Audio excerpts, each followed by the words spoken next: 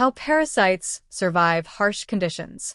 Parasites survive some of the harshest conditions inside their hosts, including heat stress, immune attacks, and oxidative damage.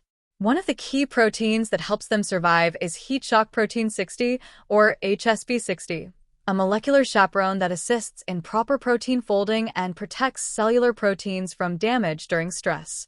This highly conserved protein is found across many parasites such as Plasmodium falciparum, Leishmania donovani, and Trypanosoma brucei.